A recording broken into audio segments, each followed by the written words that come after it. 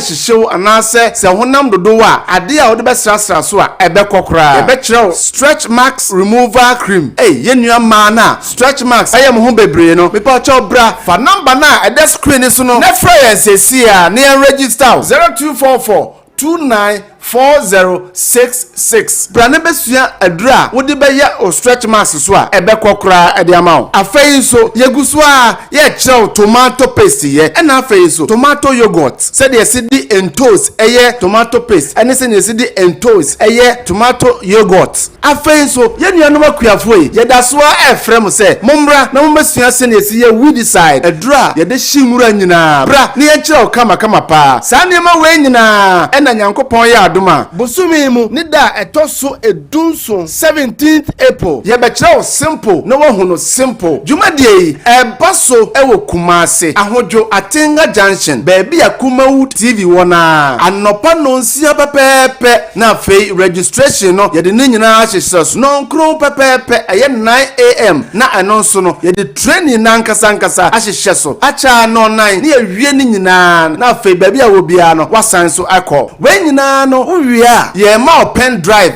videos ni nyina ewo so enti wo fi ano anse ubo video na se ora fi bibia na wakai ye besan so ma handout no so ya twetwere bibia ewo mu ye be ma lunch ewie aduane a obedie eno so enyina achimbi afei so se wo fra chirichiri na wo ba baby a obeda ni nyina so ehembi ni nyina na obetua eye 300 Ghana cedis per training no eye 250 and pen drive enso eye 50 Ghana de sese wo ya ne se fa number na that screen so no na send the mobile money MISC a number no eye 0244 294066 ubedi kan asende 50 Ghana cedis na ye di a register e di amount eno achi no se wo ba beduru ho a na wo di 250 Ghana cedis e di aba tua wei ne enche osa ne ma wei nyina fa number na e de screen so no na fra yensesi a ne register eye Kumawood Training Institute wose eye nsano dwuma hemfie e beye butu enyaru ahodo ben e na agi ni padua no aboso yare bi ti se eni yare akoma yare wadumu ato wontimi ndidi oba ne barima wontimi nwo me kanfo tahwid naturopathic clinic adodo na efreye Madam Katri clinic di amawo Madam Katri clinic enam homeopathy naturopathy subetu yare nyina efri ho ye ne kofa right yes I Emma Makwaba ogoso ehesinupi live on Kumawood television ya share the happiness in NPP when we say Professor Amiyaw akonfi si onya national chairman obedi and afi Abansman Babin speaker of parliament on also the Thanksgiving occur and in Samoa the national chairman of the party elder Ofosu Ampofo Opoto and so ekaye edi ho enkom afi yemngremu the national chairman of the CPP and mami akasa na asama waka no anohye se ompani ba ye dwuma wa ye pa abo Ghana for pa no free senior high school mami kakra I say the national chair of the Conventions People's Party Nana Akosua Frimpoma Sapon Kumankoma has noted that apart from the free senior high school program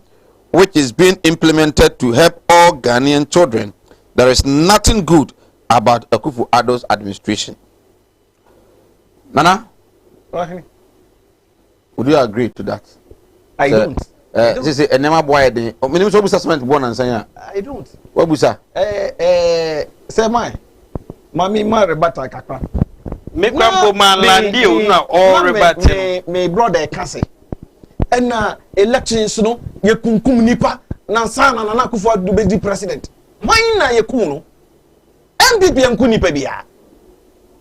Elections no MPP enku nipa. Ye koku nipa wa hin. Na Akufo-Addo no ye president dada. Eni ye to aba na wasan to de dwume paso. Ne dwuma pa bi na CPP fo kan yewu. Omuso omu hu president a. Waba watimi abo oman no, ema oman education e peja. Enya na meka CPP national chairperson. Ena eka. O se ne de obodo na Akufo-Addo abaso pa. Na minia, mami nka bebi ncho. Elections. You see before elections, during elections and after elections. Now security for what you may pa. Now before elections, security for my say. Oko to waba wiya kofie. men ko for ballot box men ko twese kan Ghana for mu tu yefo enti wa ko twese kan na se etua kan wa ere ye na Akufo-Addo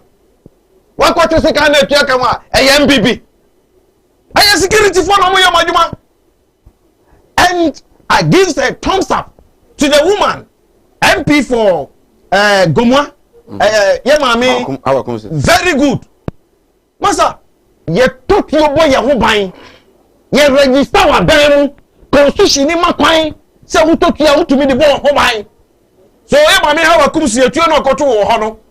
ne body ni sei oni de oyo ba nti ye nya ne nkunu me boa oyo ba nti ye nkunu okay man dem ho ban na so military for ni police for no omo ye police for ni nti omo de omo mani anwo omo nyina ho no bi fa de mo no nko omo ne tuo de kwa ne ye den okay nti money for MPP for yengu nipa. Now back to the CPP. I say apart from the free senior high school program which is being implemented to help all Ghanaian children, there is nothing good about the Akufo-Addo government. Semai, I say MPP. Ba ye national chairperson CPP be boa. Yeah. I say MPP ba ye nie wa ye pa aso na ni emu baako. One can say. Oh. Brofo no kai one can say. We a learned person one can say.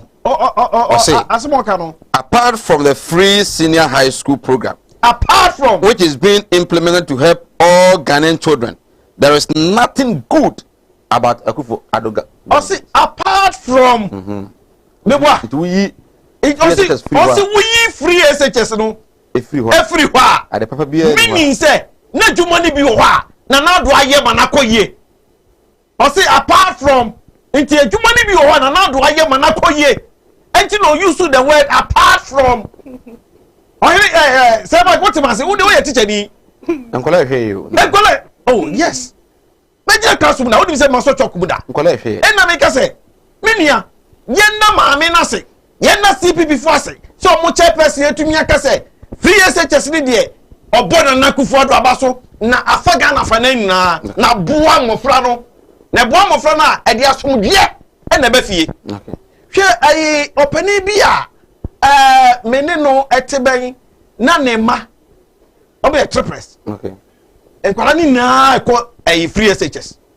amuta maso na misiye misiye ne papa no o si nana sanye na Akufo-Addo anka enkwara mi ensen ya omo boso fefefe nka mesire na makọ secondary school na Akufo-Addo nti nkwala no anye omo nti na maame ne ka no enye meme nko ama ofasefo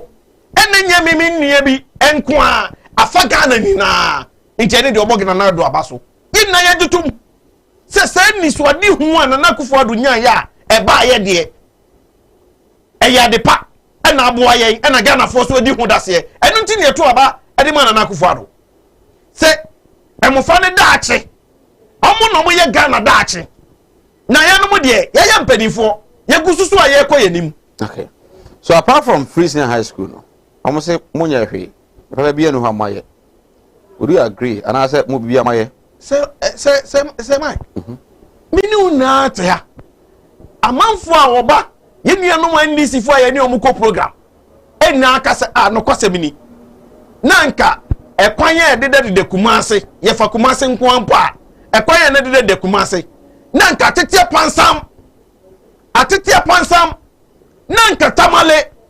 ye ko not part of Ghana interchange kwa nanka nyadi a eye na MPP aban ni na Akufo-Addo a anka bi besi ho da chi bi da anka bi ankran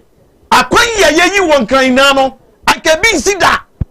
say time a eye sika $260 million a omode ye second nko ano na Akufo-Addo ba ye kakra bi odeka ho no etimi ye interchange miensa wo man yi mu eye interchange akase miensa ho enye